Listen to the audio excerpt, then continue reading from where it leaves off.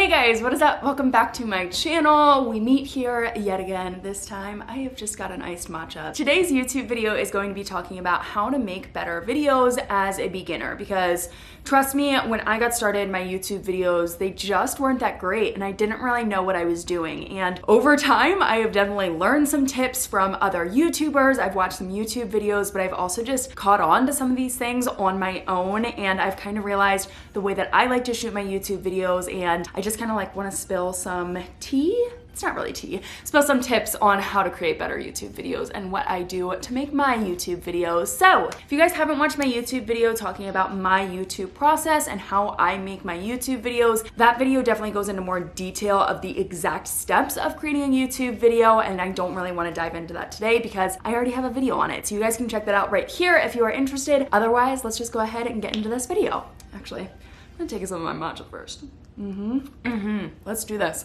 When you're first trying to figure out how you can create better YouTube videos, you really need to think about your equipment and what you are shooting on. So when I first got started on YouTube, I shot all my videos with this camera, which is a Nikon 1J4, and I wouldn't recommend it to you guys because the autofocus isn't great and my videos were very shaky. So when I was trying to create better YouTube videos, I had to learn that with this camera, especially, it doesn't have a flip out screen. So I had to do a lot of test runs. I had to shoot a lot of videos before I was actually ready to get the clips that I wanted for my YouTube videos. So I had to learn to do test clips. I knew that I couldn't shake my hands around too much or move my head too much because then the video was really shaky. So you really need to learn your camera and do a lot of test runs to figure out what works best for your camera. Now I am shooting on a Canon EOS M50 and I freaking love this camera. It is so good, but I shot on this camera for a year and a half. And one of the questions that I actually got on Instagram recently was, when do you know when to upgrade your camera to get a better camera? And for me, my YouTube channel just started growing more and more, and I figured if I wanted to continue on that track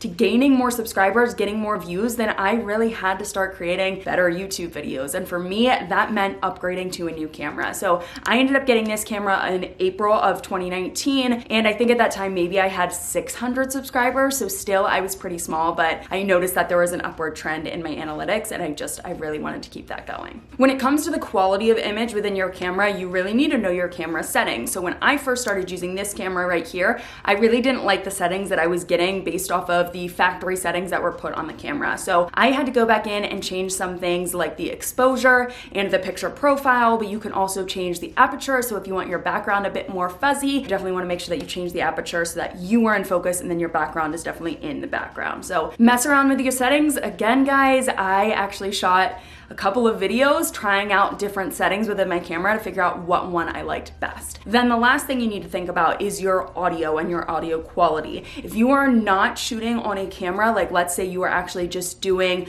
screen captures on your computer, then you would probably need a different mic because computer mics just really aren't that great. So this is the microphone that I have and use whenever I'm recording screen captures on my computer. This is what I use mainly when I'm recording my course material for my courses. If you guys want to check out my courses, little plug here, there is a link in the description bar, or you can Google tcbcourses.com. But this is the Snowball Ice microphone, and I do actually enjoy this. But when you are recording on a camera, you can either use the in-mic camera, so what is included with your camera. That is actually what I use to shoot all of my videos. I'm just using the mic included in my Canon right now, but I am looking to get a mic that I can attach to the top of my camera to hopefully improve the quality of my audio. So those are your two options when it comes to using your own camera. You can use the built-in mic, or you can add one and plug it into your camera and record your sound that way. Another thing you really need to think about is if you have echo at all within your audio. So my office, the main piece of furniture is my desk. This obviously does not capture a lot of sound compared to like a couch or a cushy chair or something that helps to absorb the sound so it doesn't echo as much. But my office doesn't have any of that furniture. It just has a lot of hardwood and a small carpet here. So I like to throw down cushions as well as blankets to help capture the sound so it's not as echoey. If you are at the point where you're thinking about purchasing a camera, I would definitely recommend the Canon EOS M50 to you guys. I love this camera. It's so good. But some of the things that you definitely definitely need to consider when it comes to your camera is, does it have all the features you want? Like, does it have autofocus? Especially if you're doing, let's say, beauty tutorials or something, and you want to show a product up close, you want to make sure that the camera can then focus on whatever product you are showing and then back to your face. So autofocus was important to me, as well as a flip out screen. Cameras have flip out screens, they have flip up screens, and they have flip down screens, or they have screens that don't even flip around at all. So you definitely want to think about what works best for you. When I was buying this camera, I knew I shoot all of my YouTube videos on my own, so I need my camera on a tripod, which meant I couldn't have a flip down screen. I'm also looking into getting a microphone in the future because I already have my eyes on one that I really like, so I didn't want a flip up screen because that wouldn't work with a microphone. So really for me, the only option was a flip out screen. Now when you have a screen and you can see yourself when you are shooting your YouTube videos, you don't want to be looking over here at yourself and making sure that you look all good, you know, hair's perfect, and staring over here, because your audience is here. Your audience is at the lens. So you definitely want to make sure that you are staring at the lens, because trust me, you can tell a beginner YouTuber from a more advanced YouTuber just based off of where they are looking. Next, you need to think about your lighting, because honestly, lighting can make or break your video. I like to shoot with either natural lighting outside, or I do have my professional lights, and it really depends on what the weather is like that day. So I will only shoot with natural lighting if it's a really, really sunny day and there aren't any clouds, or if there are clouds, they're wispy clouds and there's not that many in the sky. Now, if it is one of those days where it's very, very bright and there's those fluffy, big white clouds where the sun keeps going in and out of the clouds, I won't even try to shoot that day, because even if I use my professional lighting, there's still gonna be some light coming through the windows that is going to mess up the video anyways. Now, when it comes to using my professional lights, I will use them if it is a rainy, dreary day or an overcast day. So if it is just kind of dark out, all around just dark, then I will use my professional lights. But you really need to think about what kind of lighting is going to work best for your video, as well as where you are going to be positioned to the lighting. So you guys can see right now, I'm standing very, very close to my window for a reason. I want me to be a little bit blown out, a little overexposed, and the background dark. So you guys can see that when you are closer to lighting, it is definitely going to be a higher contrast for your videos. Compared, when I am back here, it's obviously a bit more muted and a bit more subtle. It's not as high in contrast. It looks like the background can definitely match the foreground. So it depends on the video that you are shooting and the vibe that you want to get when you are shooting your videos, whether you want to be close to your light source or farther away from your light source. But one thing I wouldn't recommend is having your light source either directly behind you. So if I am shooting like this, that isn't that great of a video. And I wouldn't have it where your lighting is only hitting you from one direction. So right now the lighting is coming from the left. It's not going to create a good video, because this half of my face is going to be more lit up than this half of my face. So you definitely want to be flat on with your lighting to make your videos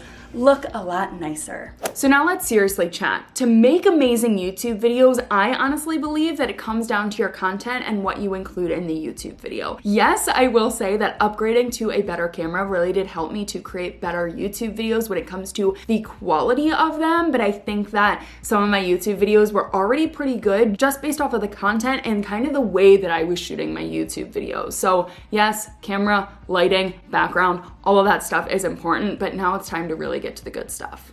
In a dramatic turn of events, it just started pouring and it got very dark outside. So we're gonna light up my lights and keep this party going. First, you need to think about the topic of your videos. So honestly, ask yourself, have you been creating videos for fun, just because you like them, just because you're passionate about something? Or have you been doing your research and you're creating videos that your audience honestly wants to see on YouTube and is watching on the YouTube platform? For a while, I was creating videos just because I wanted to create them, and I thought it was better to upload a video than to upload nothing at all, when in reality, I was just stunting my growth on the YouTube platform because I wasn't creating anything that my audience wanted to see. So you really need to think about who your audience is and what they are searching for on YouTube, as well as the videos that they are watching. So that way you can appear in YouTube search, and you can also appear in the YouTube suggested section when you have a relevant video to the videos that they are already watching. So it's great to be passionate about what you are creating videos on, but really you need to be strategic in the videos that you are creating. And that kind of is the next layer in the foundation of creating amazing videos. And then after that, we have to talk about what you include in your videos. And for me, this is like the icing on the cake. This is really what is going to make or break your videos. If you do not have good content within your videos with what you are saying or what you're showing your audience, or really, I mean, it depends on the niche, but If that isn't good, if the meat of the video is not good, then your video is just not that great. So let's talk about how you can make sure that your video includes killer content inside your video to make the most amazing videos possible. Before I even break out my camera, I always create a plan of what I'm going to include in that YouTube video. And I actually have my plan right in front of me for this YouTube video, because if I pull out my camera and I'm like, okay, here's the general topic, I will just start rambling and the video will make absolutely no sense. So if you notice that your videos are a bit rambly, maybe they jump around too much, create an action plan ahead of time so you know exactly what you are going to say and what you are going to include in that video. If you come up with a general topic idea, and let's say you want to shoot a YouTube video about how to get abs in 10 days, you want to make sure that what you include in that YouTube video lives up to people's expectations. If you are just sitting down in that YouTube video and talking about the theory of getting abs in 10 days,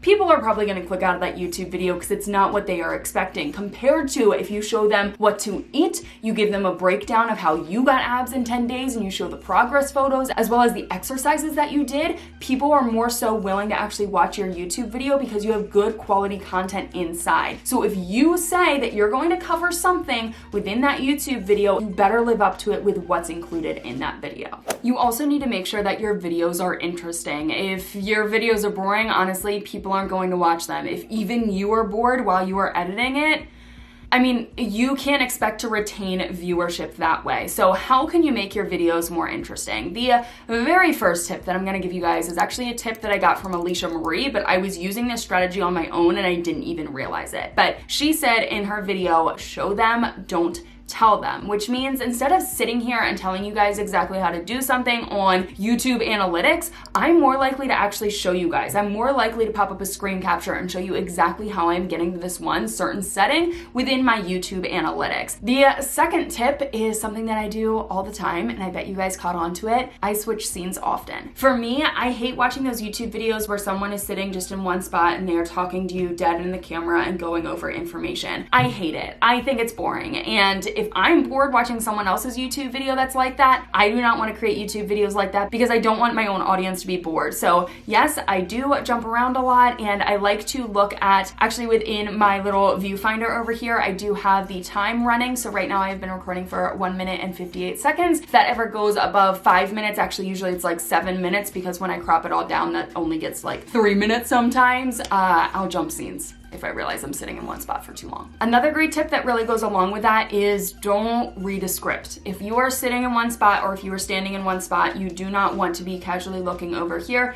reading something and sounding like a robot. That is not personable. People are more so going to YouTube these days kind of as their reality TV. More and more people are watching YouTube videos, and you probably already know that TV is just like kind of going downhill, especially since Netflix. So if you create more of a personal connection with your audience, that is actually going to help you to keep them interested a little bit longer. You can also use some of the YouTube features and your editing to make your videos more interesting. So there are definitely a couple things that I like to do within my editing, but I like to crop in at certain scenes and crop out at certain scenes. I like to use different sound effects and make it a bit more interesting that way within my editing. I also include that kind of recording overlay over some of my scenes. I also like to use the YouTube features, like when I tell you guys that a relevant YouTube video is right here, even though this video has nothing to do with what I'm talking about right now. I do that because it keeps you guys interested, plus it leads you to another video proving that I am an expert in what I am talking about, or that I have other relevant content that they can watch, and it keeps people on my YouTube channel for longer. Before you go, I want to share one final tip with you guys, and I have to say that this ended up making the biggest difference in me up-leveling my videos. And no, it was not purchasing my camera, even though that made a big difference as well. When I first got started on YouTube, I didn't watch any YouTube videos. Honestly, I rarely watched YouTube videos, and I didn't follow any YouTubers at that point. Now,